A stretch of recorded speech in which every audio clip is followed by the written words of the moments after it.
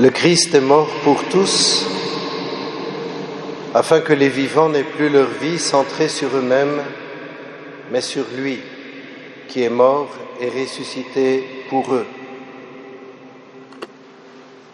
En écho à cette affirmation de saint Paul, les premiers mots de la première encyclique du pape saint Jean-Paul II étaient les suivants: le Rédempteur de l'homme, le Christ, est le centre du cosmos et de l'histoire.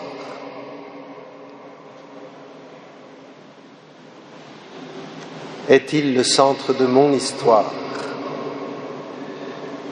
Et comment accueillir davantage Jésus comme le centre de mon histoire, de notre histoire?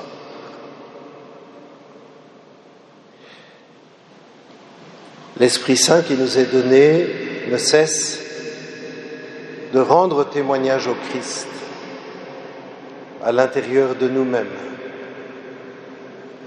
Et c'est pour cela qu'il nous est bon et nécessaire de lire et de relire sans cesse les évangiles pour que l'Esprit Saint puisse vraiment nous faire découvrir celui qui est au centre et sur lequel nous devons apprendre à nous centrer.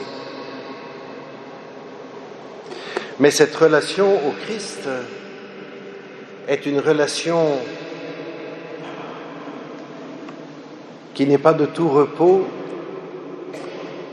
est une relation qui demande à être déchiffrée, parce que Jésus n'est pas au bout de nos 5 sens. Nous ne le voyons pas, nous ne le touchons pas. C'est par la foi que nous avons accès à lui, et la foi ouvre des sens spirituels.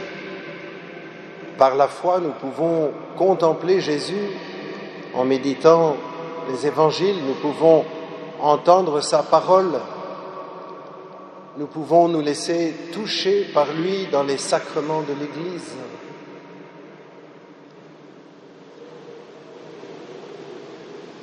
Et si le Seigneur est vivant, ressuscité, c'est un homme libre qui nous rejoint dans sa liberté. Jésus n'est pas à notre disposition, il est celui qui nous conduit. Dans l'Évangile,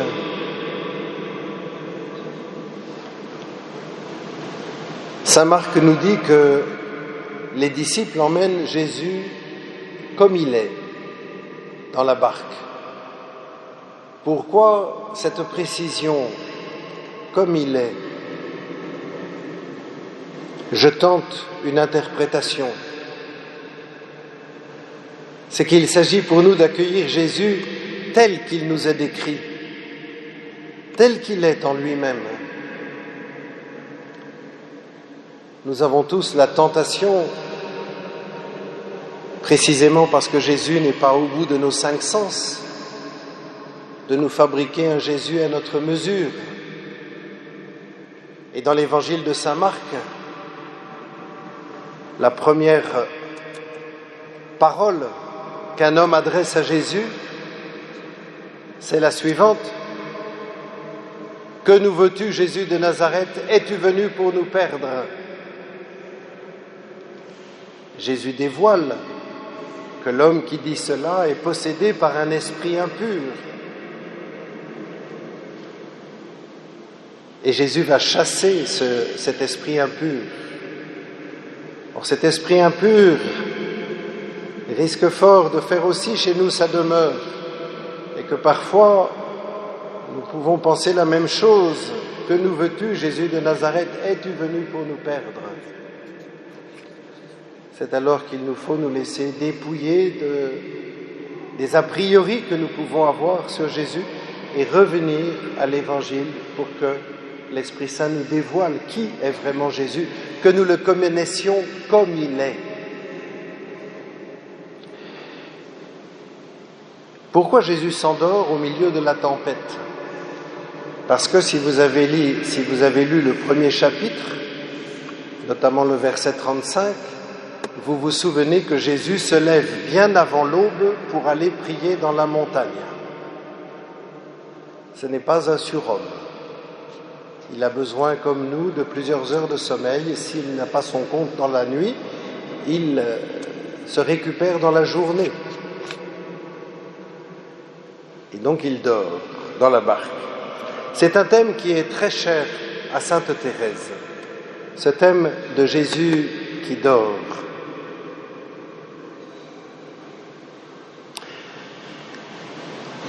Il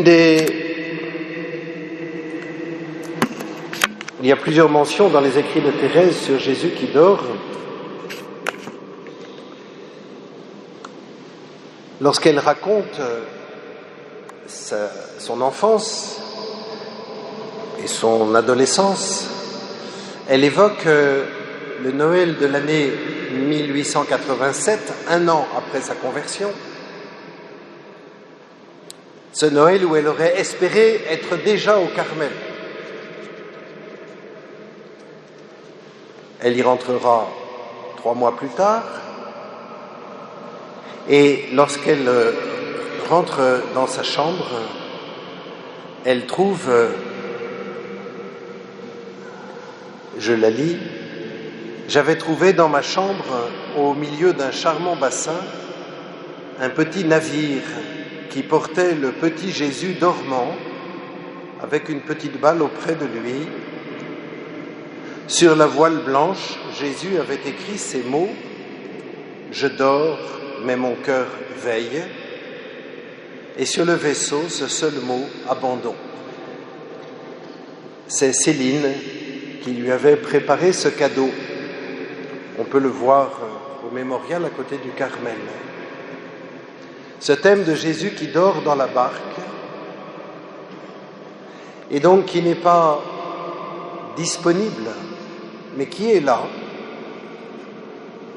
Et cette interprétation de cette parole du Cantique des Cantiques, « Je dors, mais mon cœur veille », qui est attribuée non pas à celui qui prie, mais à Jésus lui-même. Et sur la voile, le mot « abandon », abandon à Jésus qui dort.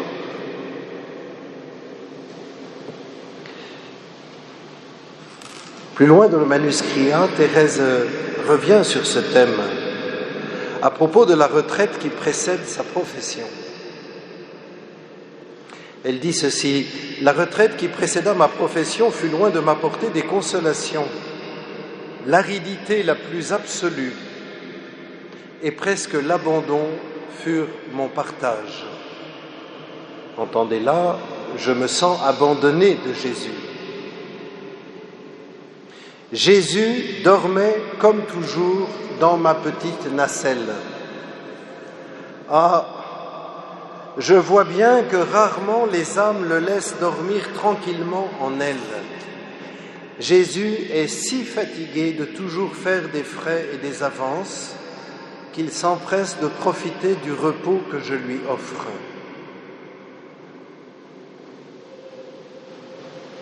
Thérèse a une telle confiance en Jésus qu'elle ne s'offusque pas du silence de Jésus, qu'elle ne maudit pas Jésus qui ne lui répond pas, mais qu'elle le contemple dormir et qu'elle y trouve sa joie, que Jésus l'aime tellement, elle, Thérèse, Jésus aime tellement Thérèse qu'il a la liberté chez elle de s'endormir. Je reviens au texte de Thérèse. « Il ne se réveillera pas sans doute avant ma grande retraite de l'éternité, mais au lieu de me faire de la peine, cela me fait un extrême plaisir. » Et il y a comme un échange de sommeil, parce qu'elle continue en disant vraiment « Je suis loin d'être une sainte, rien que cela en est la preuve. Je devrais, au lieu de me réjouir de ma sécheresse, l'attribuer à mon peu de ferveur et de fidélité, je devrais me désoler de dormir depuis 7 ans pendant mes oraisons et mes actions de grâce. Eh bien, je ne me désole pas. Je pense que les petits-enfants plaisent autant à leurs parents lorsqu'ils dorment que lorsqu'ils sont éveillés. Je pense que pour faire des opérations, les médecins endorment leurs malades. Enfin, je pense que le Seigneur voit notre fragilité, qu'il se souvient que nous ne sommes que poussière. Cette confiance en Jésus qui dort, même au milieu des épreuves, cette confiance qu'elle peut s'assoupir à son tour auprès de Jésus. Dans une lettre à sa sœur Agnès, sœur Agnès, Pauline, elle lui dit « Puisque Jésus veut dormir, pourquoi l'en empêcherai-je ? Je suis trop heureuse qu'il ne se gêne pas avec moi. Il me montre que je ne suis pas une étrangère en me traitant ainsi, car je vous assure qu'il ne fait pas de frais pour me tenir conversation. » Dans ses oraisons, Thérèse est devant Jésus qui semble dormir, silencieux. Mais cela ne la décourage pas pour méditer sans cesse les Saintes Écritures et en particulier l'Évangile. Et à d'autres moments que l'oraison, l'Esprit Saint va puiser dans cette mémoire que Thérèse a nourrie des Saintes Écritures pour lui faire entendre ce que le Seigneur veut lui faire entendre.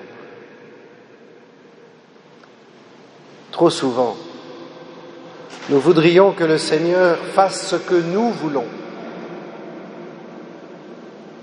Trop souvent, nous inversons la demande du Notre Père en priant sans nous en rendre compte que ma volonté soit faite. Trop souvent, nous manquons de confiance, pensant que Dieu ne nous entend pas, que Jésus ne nous écoute pas, que Dieu ne nous répond pas. Nous faisons erreur. Comment un Père aussi bon, comment un Sauveur qui a fait tant de folie pour nous, n'entendrait pas notre prière, n'entendrait pas nos cris. Mais il y répond à sa manière.